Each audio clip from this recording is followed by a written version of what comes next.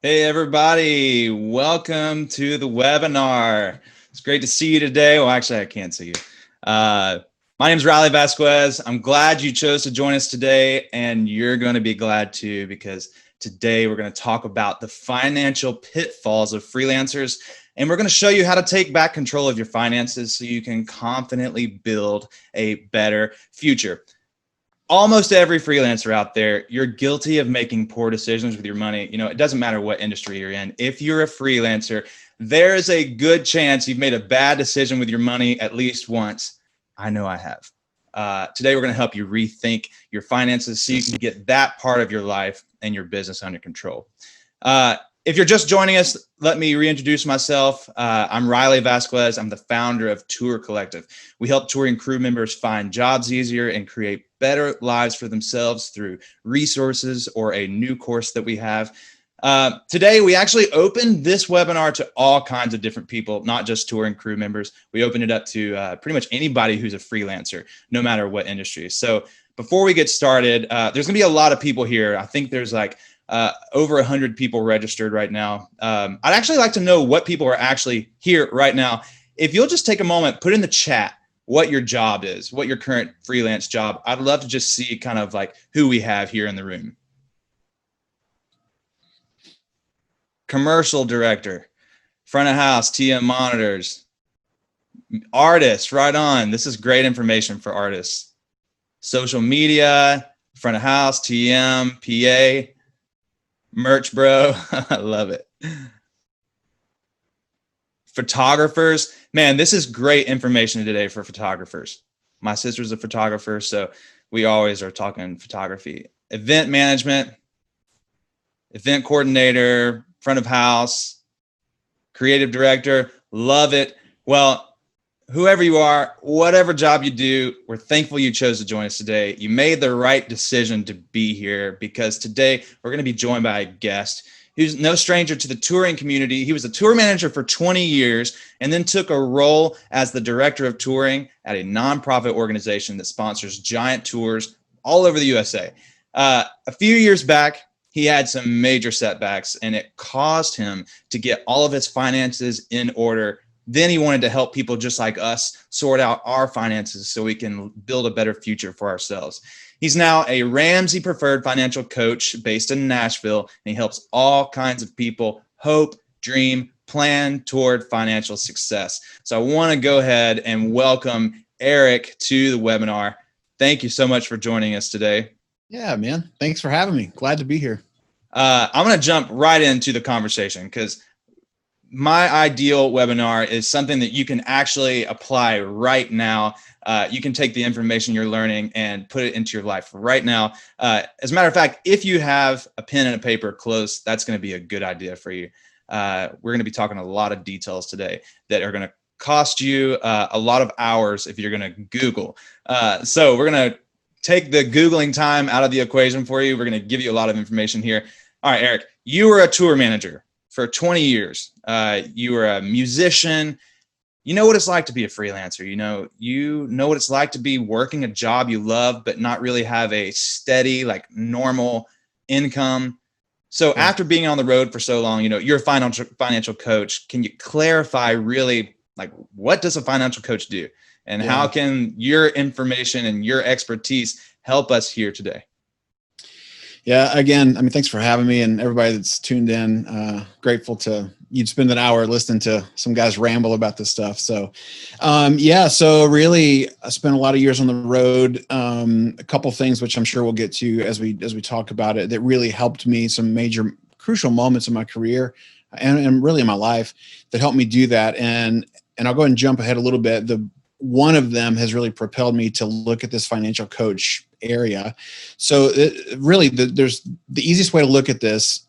Most people get it confused with, financial advisor or a financial planner. I'm totally different than that. And so basically the way, if I had a whiteboard, I would separate it out in two columns. A financial advisor helps you manage the wealth that you have. Helps you allocate those things, investments, they sell you things, they really manage your wealth. A financial coach helps you build the wealth. And so really my job as a financial coach, well, everything is strictly confidential. We sit down, I'm really, compared to a sports team, whatever it would be, like I'm really on your team.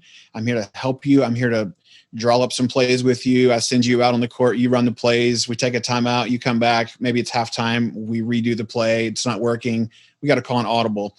And so really it's budgeting, it's planning, it's even dreaming together, working on goals and some of that stuff. And so really it's really my time that I spend with you to kind of get on the same page, because at the end of the day, we don't talk about finances with anybody else, right? And so a financial coach is really the guy or the one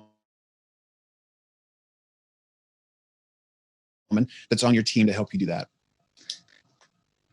That's awesome. You kind of cut out for a second there, but I think you're the perfect person to be talking to, especially after a pandemic. I mean, our industry has been, shut down. It's been, pummeled. And so the idea that we can actually start to work towards something and actually build something with, with a financial coach, that's pretty awesome. Okay. Well, I want to know what's the most common mistake that freelancers are making? What are we doing wrong with our money? Yeah, I think it's, I think the biggest thing is really not planning. And when I say not planning, like not planning long-term and not planning well. And so the world is such a hard place because we want, we deserve this, we want this, I should get this, like, man, that's just hard. And, and the older I've gotten, and I'm still young, I'm 42.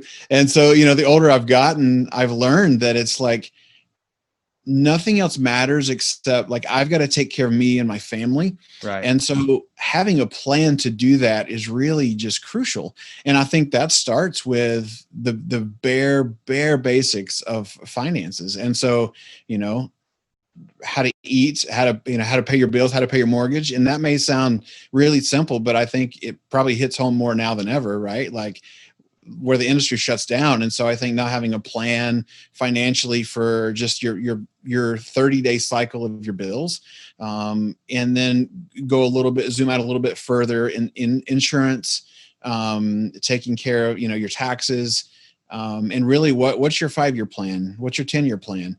And we can look at that from every different category. Financially is just one of them. But then you zoom out even further, go to the 30,000 foot view. What do you want to do when you retire? And how much do you want to have when you retire? Like those are all things to think through, because Rome's not built in a day. So right. we can't build our retirement when we start thinking about it when we're 55 years old.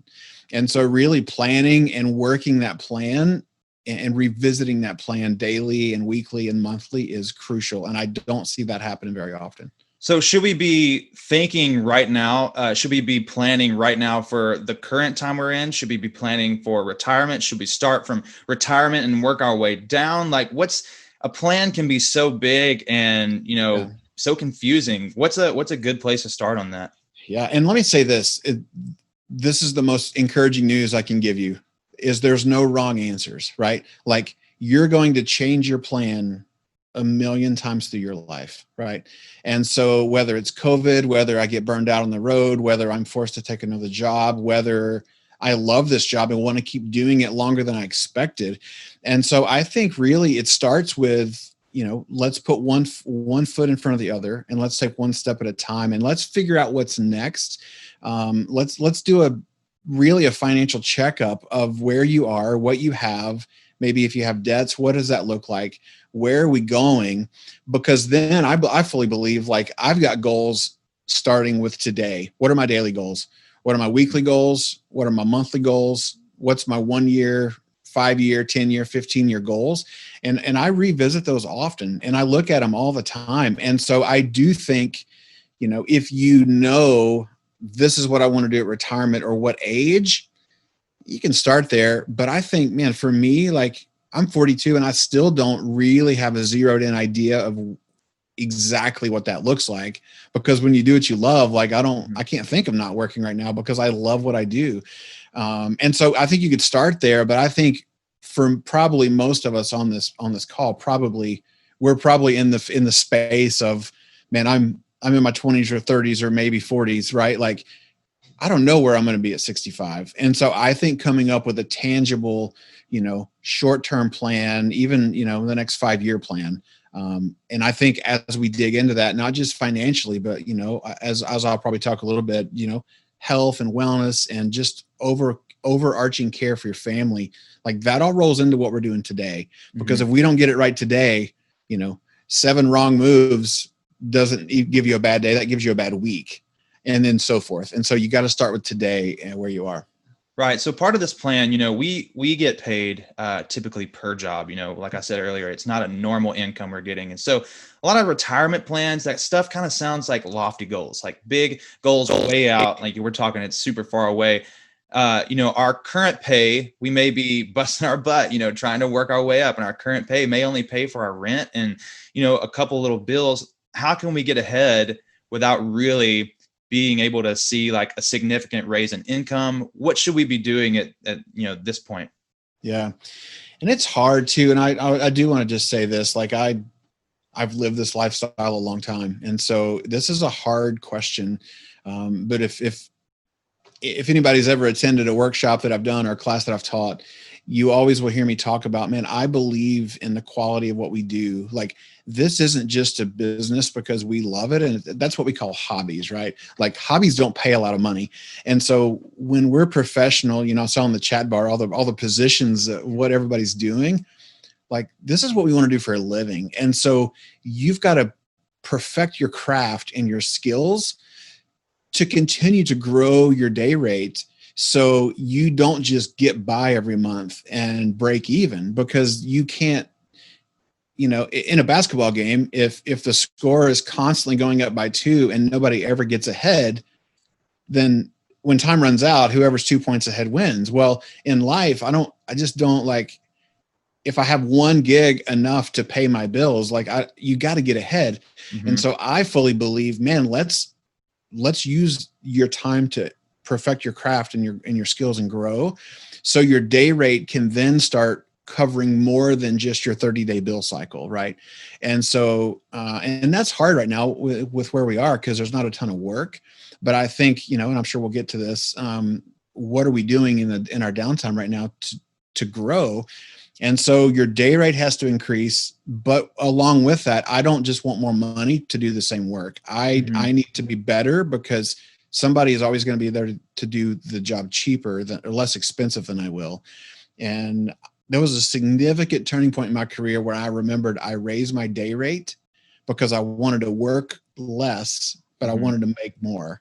Right. And that was a shift, and it took some getting used to. There were some gigs I missed out on because my rate went up, but I started working smarter and less harder, if you will. And okay. So everybody listening to you right now is probably thinking, I've got to up my rates. I think a lot of times us as freelancers, we don't think about ourselves as running a business.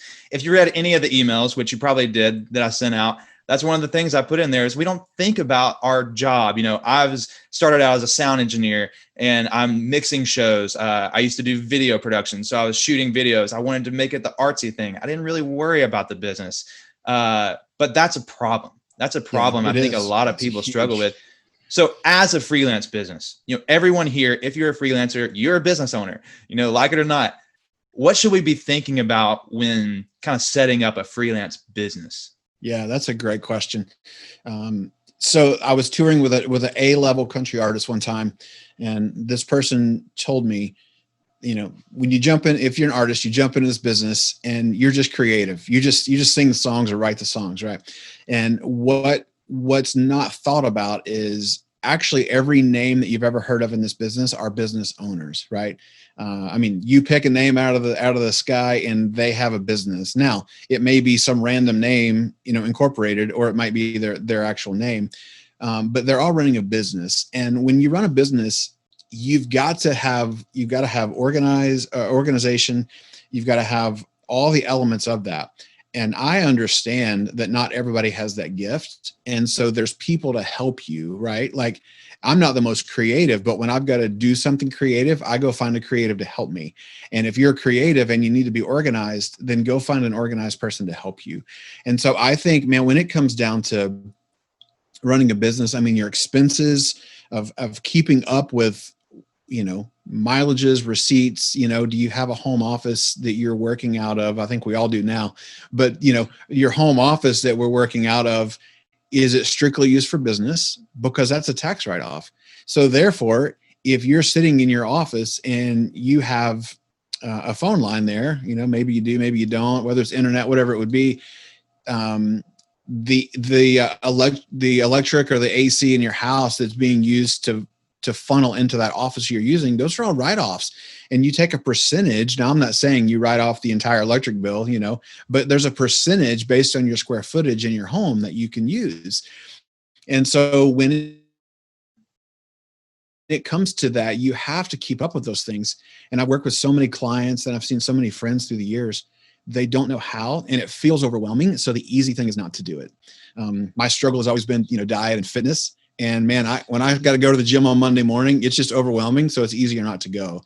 But with organization, if you choose not to do that, you're leaving money on the table. You're not running your business properly, which means you're spending more money than you actually need to be. Mm-hmm. And so I think some of those things we could do a whole webinar on just that question alone. There's so much there to uncover.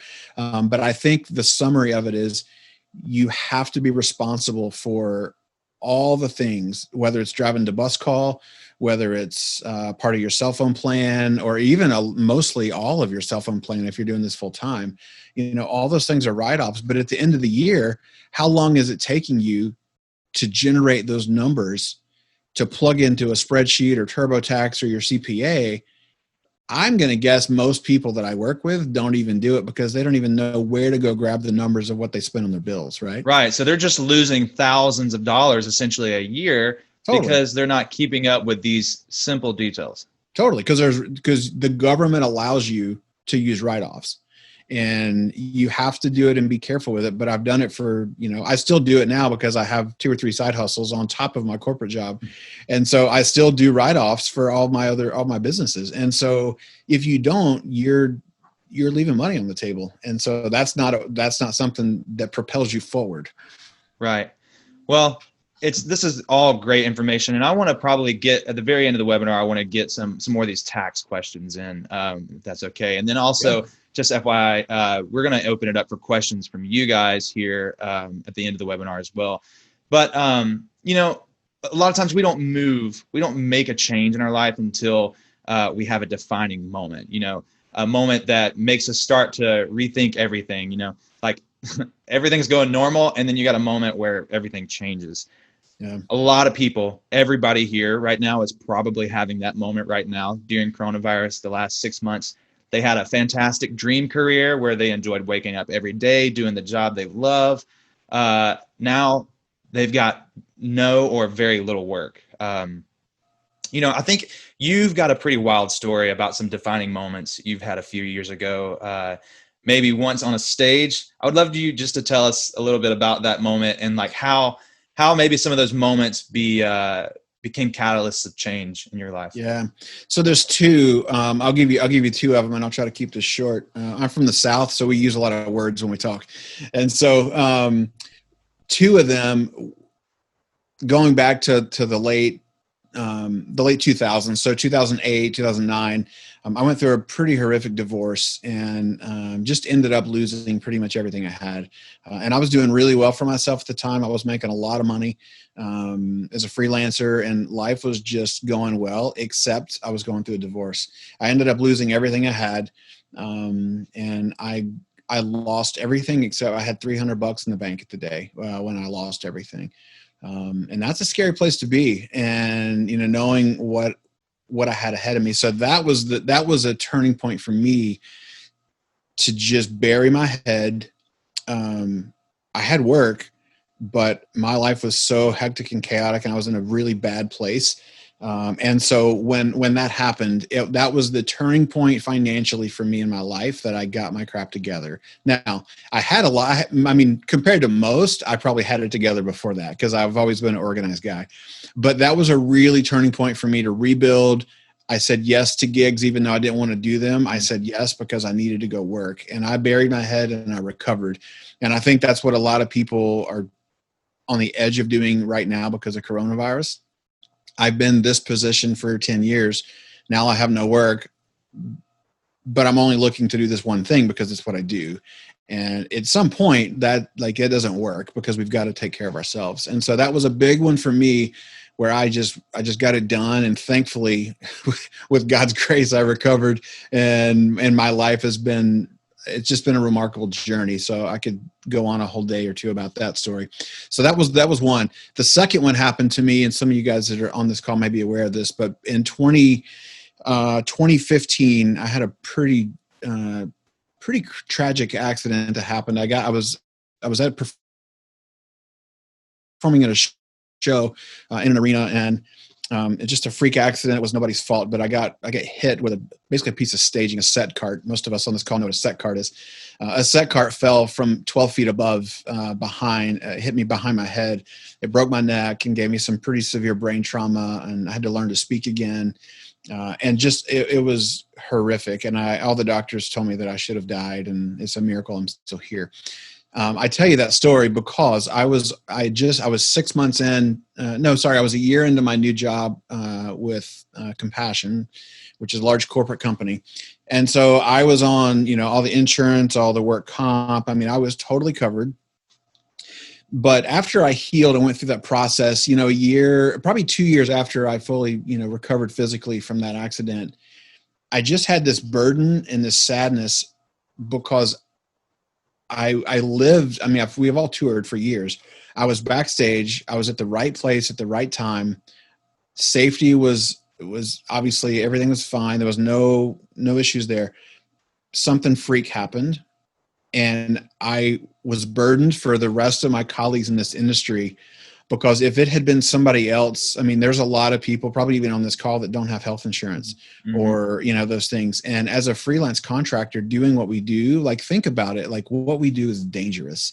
Even if we're unloading a van and a trailer of gear, that's still, like, you can get hurt. Or like smashing a finger with road cases. Yeah. Like, I've seen fingers cut off. I've seen fingers cut off on the road. Like, I've seen all kinds of craziness. And so, like, or you go to the big scale where you've got, 20 trucks and you're rigging in an arena, and chains and motors flying in the air. Like, that's just dangerous. Right. And so I was burdened when I learned that a lot of people in my position had that happen to them. I don't know how they would have recovered, because thankfully, and this isn't a me thing. This is like, I feel like God totally had me protected on this, and I'm thankful for my company and work comp and all that. But if this were to happen to you, what would that look like for you? Mm-hmm. Right. And so I then began to kind of do some research, and then that's when I found financial coaching and Dave Ramsey's team. And it's been a blessing to come alongside of so many people who are in this season of question, who may not even understand all of this stuff that I'm talking about, but because our pride gets in the way, and I've got a whole lot of that too. So you're not alone in that. Our pride gets in the way where we don't ask the questions, and we don't ask for help because we're prideful. And so financial coaching is just this thing that I started, and I've just launched into this thing. My goal was to jump into the music industry and be a catalyst in the music industry to help people in a confidential way. Nobody even knows who I meet with, which is the best part about it. And so it's just this like place that I jump on and go, hey, tell me about your story and let me see if I can help you. And so that really is what birthed my coaching business, if that makes sense. Well, yeah. Well, that's a perfect lead into kind of what you're doing. Let's talk about your coaching business real quick and how you could help every person here. Yeah. So I'm not good at promoting and selling my own things. And so we'll talk about this, and then feel free to reach out if you have questions. But yeah, so Kilby Financial Coaching is just a side thing that I do. It's really a passion for me. I don't get rich on it, but I love sitting down with people and having this conversation one-on-one with you. Again, nobody knows who I meet with. And, I've got clients in the industry we probably all know, but you have no idea they work with me. And it's just cool that way, because I do respect the privacy of that. And so really it's an ongoing, it could be a one-time or an ongoing meeting that we do just to walk with you. It's kind of like riding a bike. You don't just figure that out, the first time you hop on it and then you just ride your bike forever. It's like, no, it takes some time. And then the training wheels, eventually come off. And I want to work myself out of a job because I want you to be able to learn this stuff on your own and you don't need me anymore. Some clients I meet with one time and some clients I meet with, I've got some clients in this industry that I've been meeting with for over 2 years, and I meet with them every 2 weeks for over 2 years now. And I've seen remarkable success. And so what are some things that you kind of, some points that you cover real quick so everybody can kind of understand what you would do? So basically, the first thing is, what plan do you have? If you have a plan. If you don't have a plan, that's cool. I'm here to help you. So what plan do you have? Do you work off of a budget? What's your monthly expenses look like? I help you, I ask you.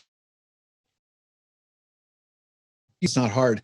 And so I ask some hard questions. And I'm not trying to make your decisions for you.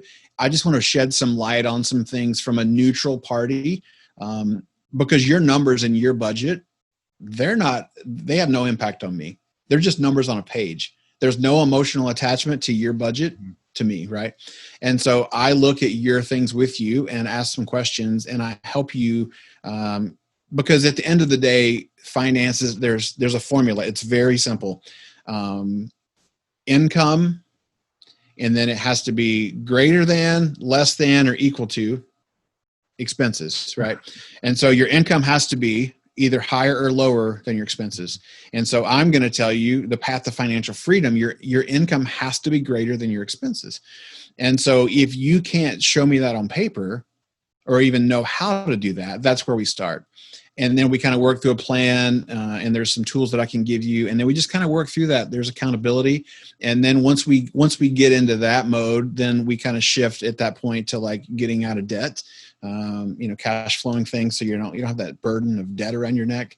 And then after that, jumping into goals and like dreaming. I mean, I'm working with a couple right now who's cash flowing in adoption, and they were $30,000 in debt a year ago. And now they're debt free and they're cash flowing in adoption. Like, that's just ridiculous, but it's because a plan works.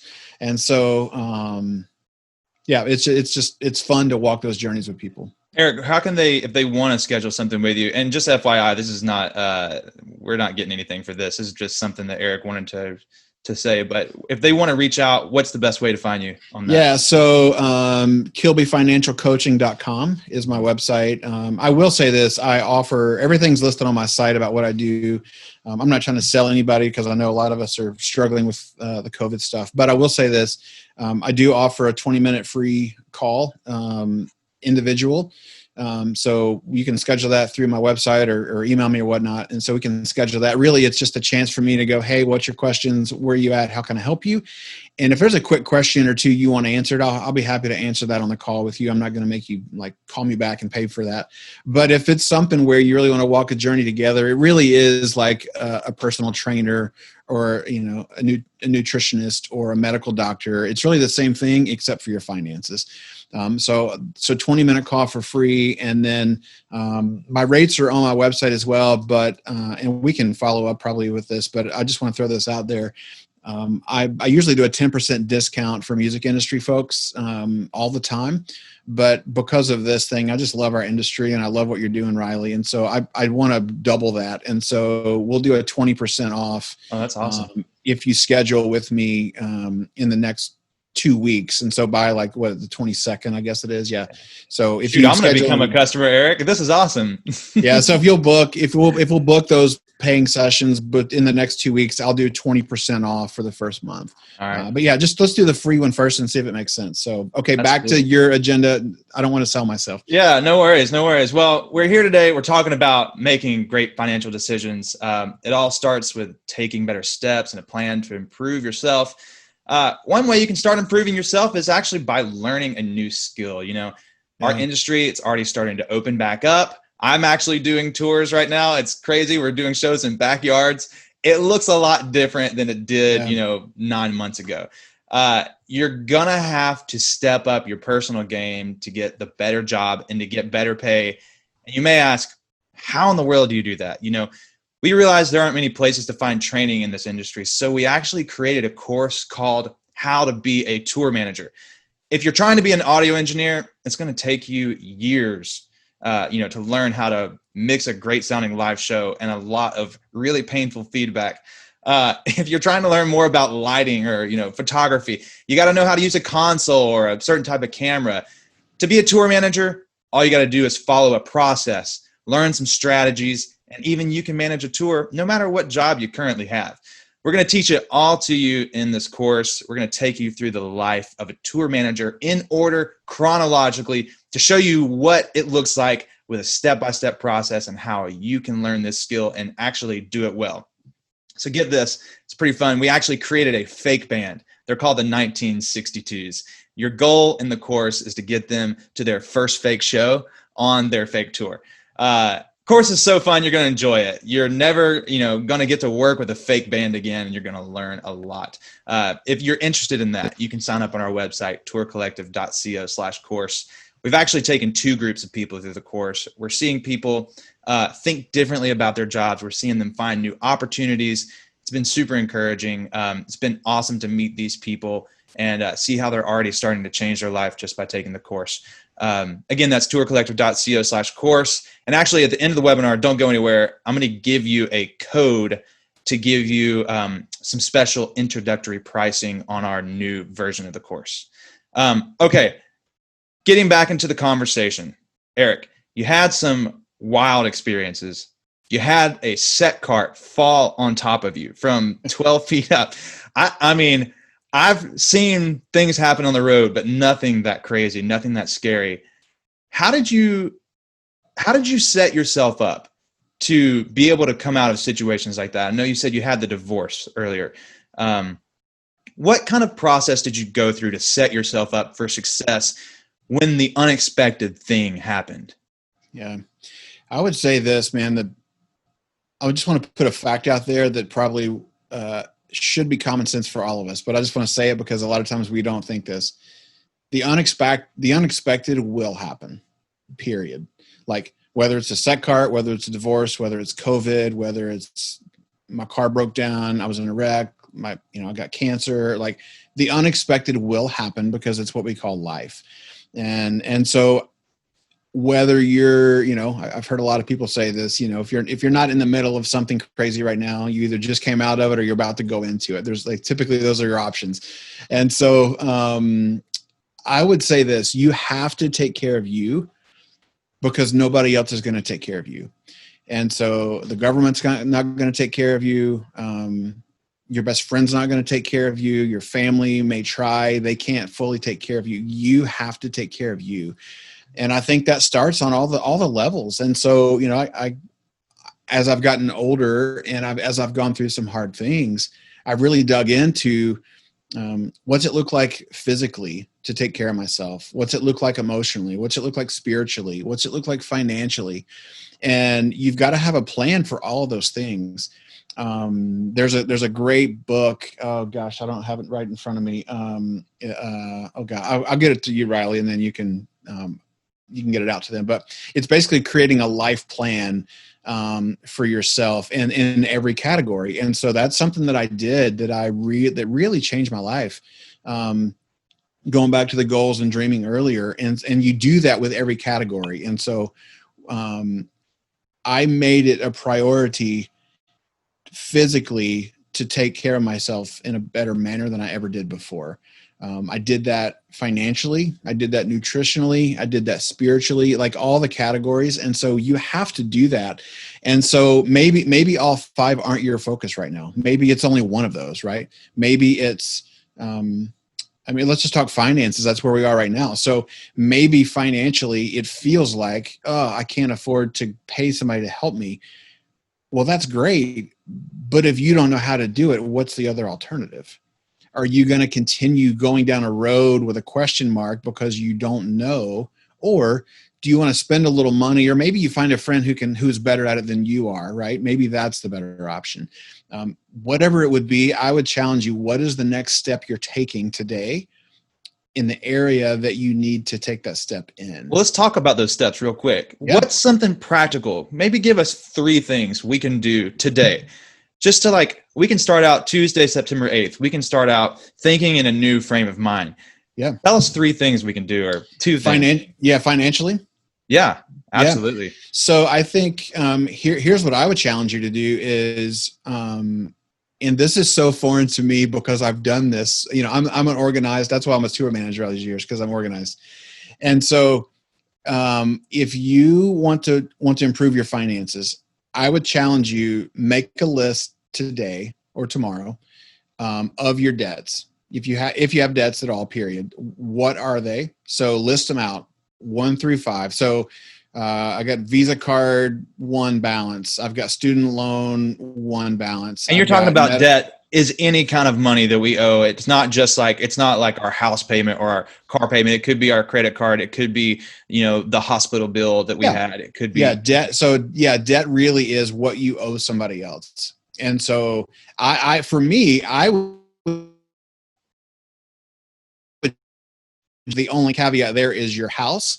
And the reason that the house is categorized differently than a credit card or than something else is because your house, while you have that debt, it's actually going up in value.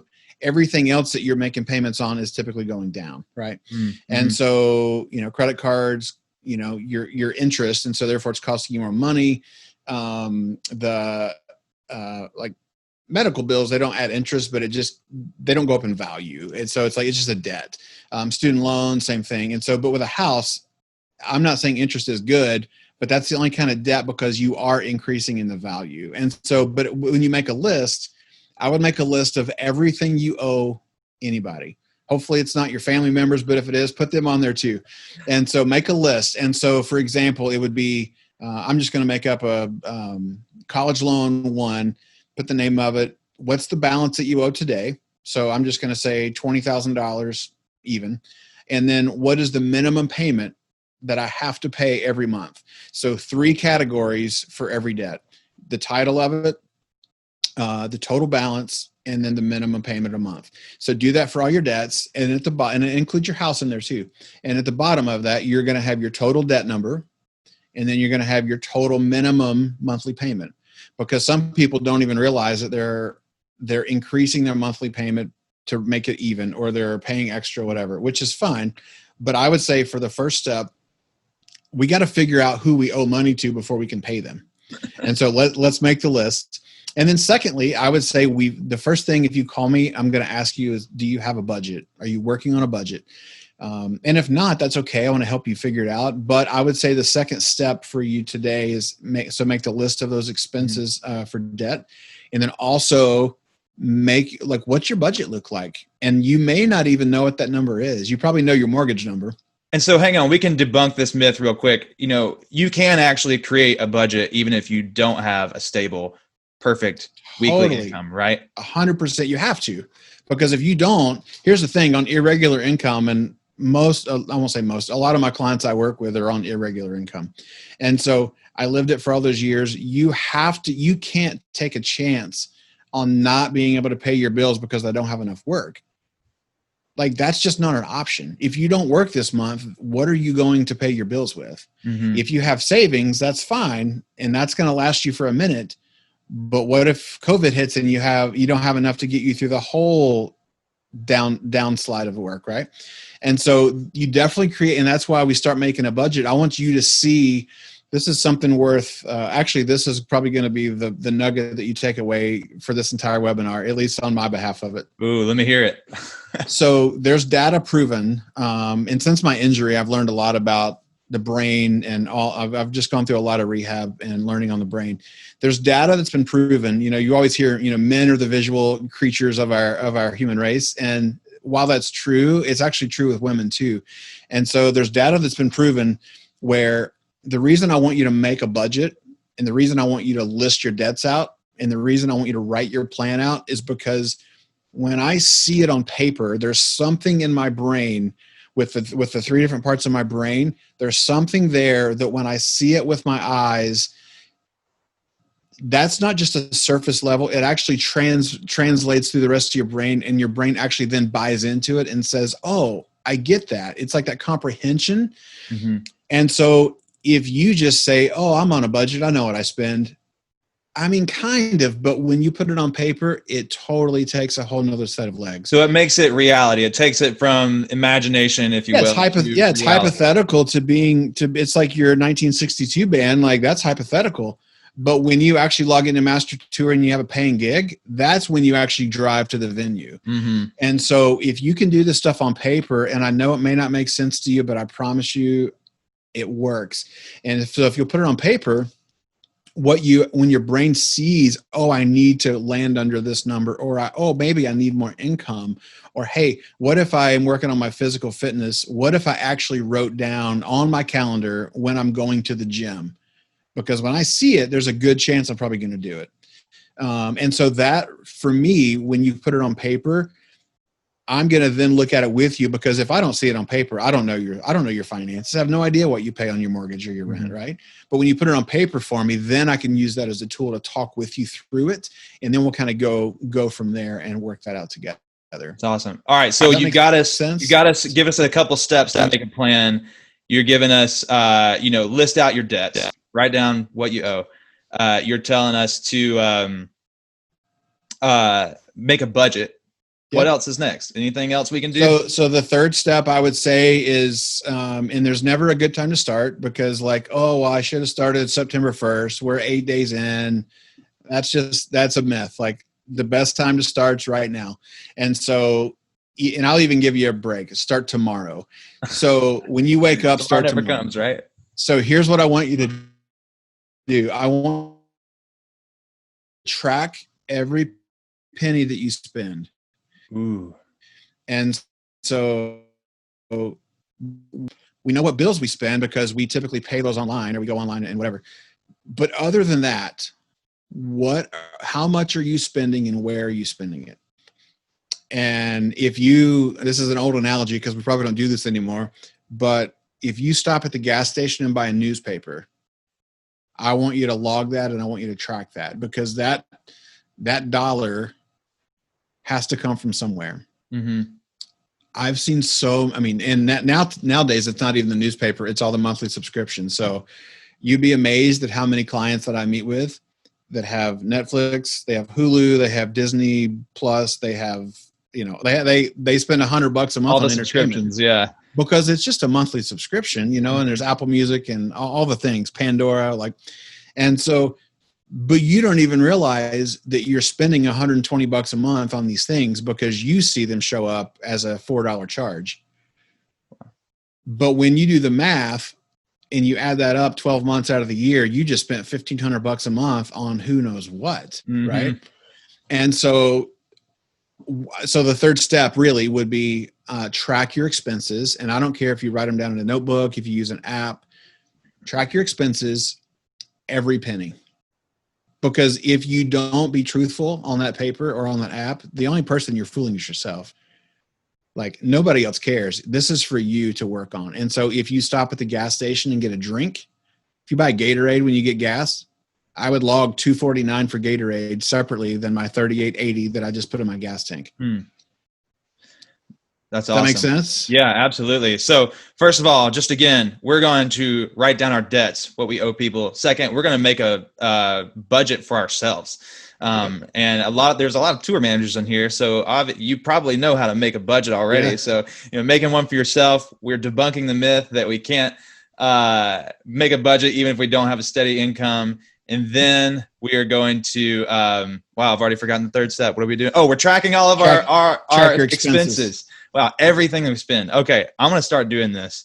And it's going to, change my life, I imagine, when I start realizing that, the $3 expenditures come quick, especially when I'm on the road.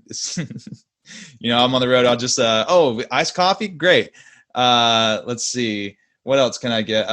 Some mints. Great. Oh, that little blueberry muffin. Great. And then that just ends up being so expensive. And I think the thing, there's two things I just want to share real quick here. I know we're running short on time, but this is not an easy process.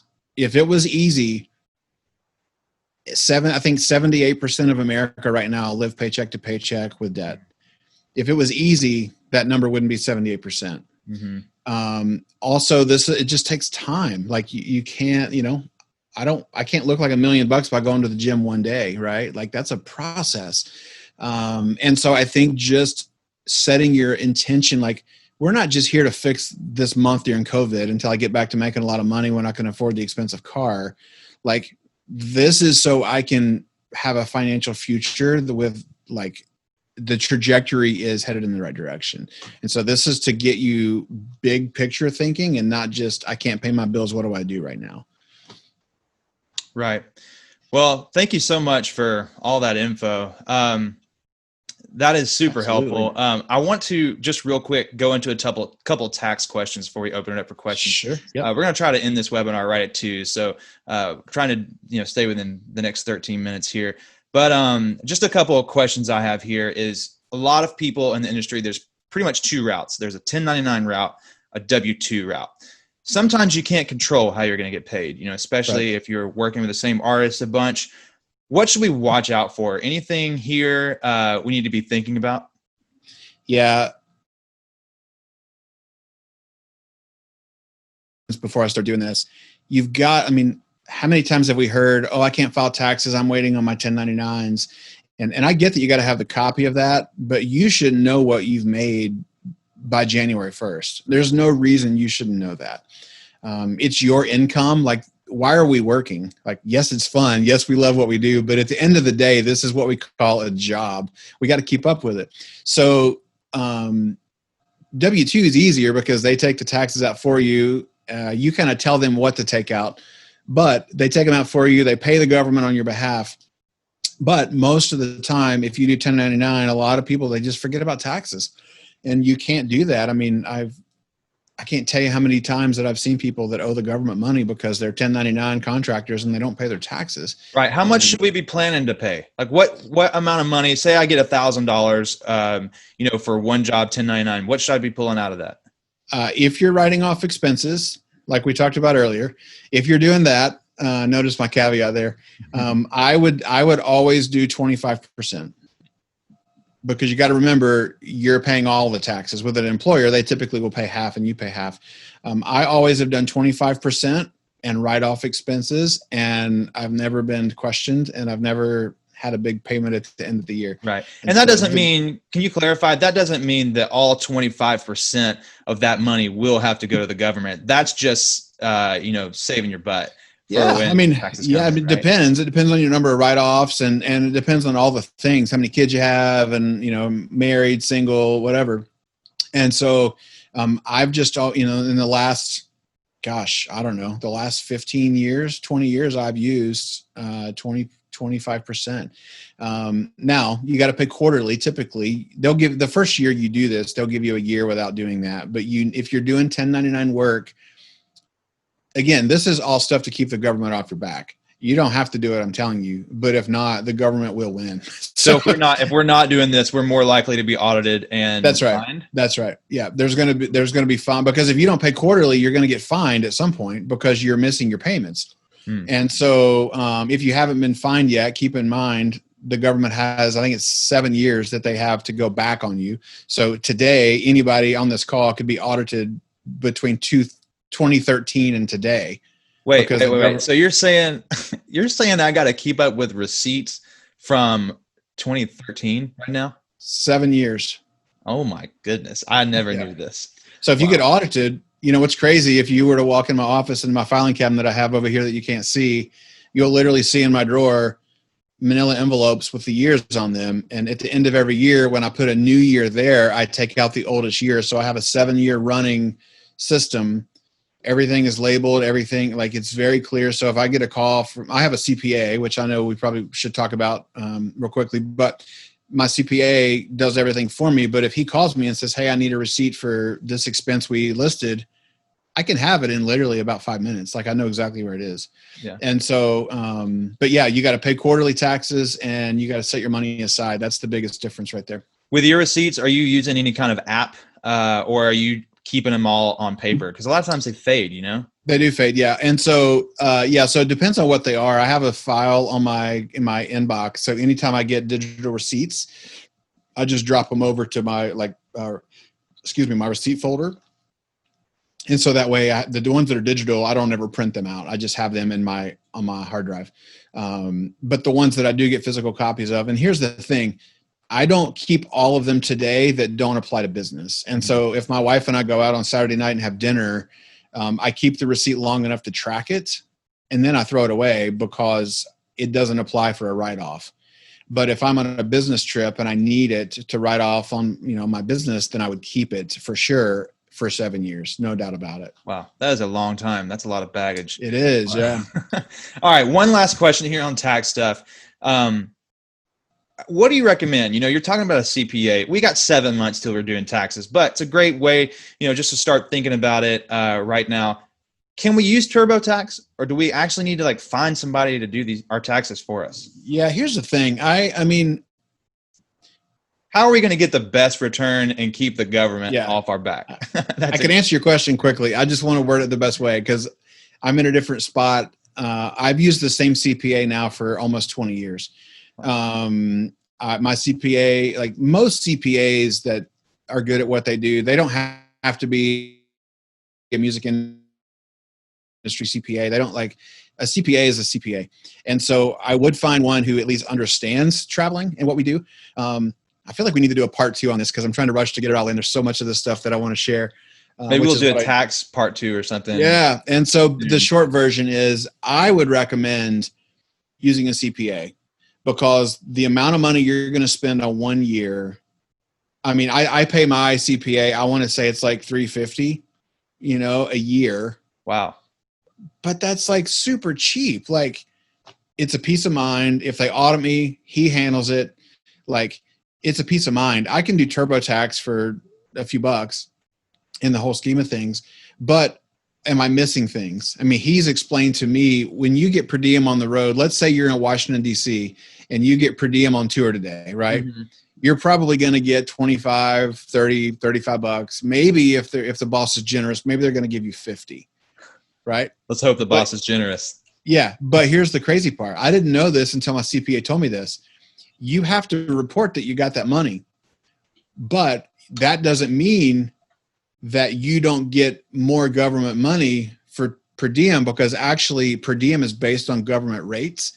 And so if you're in Washington, DC, the per diem travel rate may be $72 for that demographic market area of Washington, DC.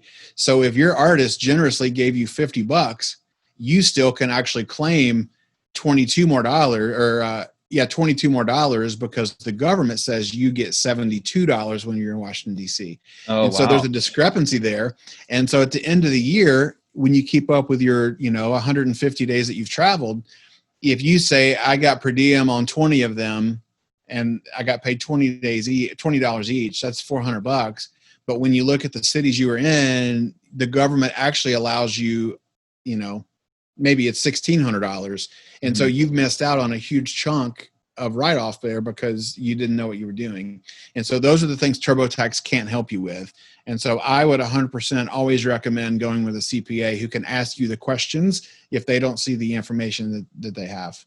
That's great. Man, this is so interesting. I think we do need to do another tax webinar sometime soon. Maybe we can get a CPA, you and me all together, and you can tell me everything I'm doing wrong. I'm going to do a couple questions here. Yeah. If you've got a question, please just type it in the chat area.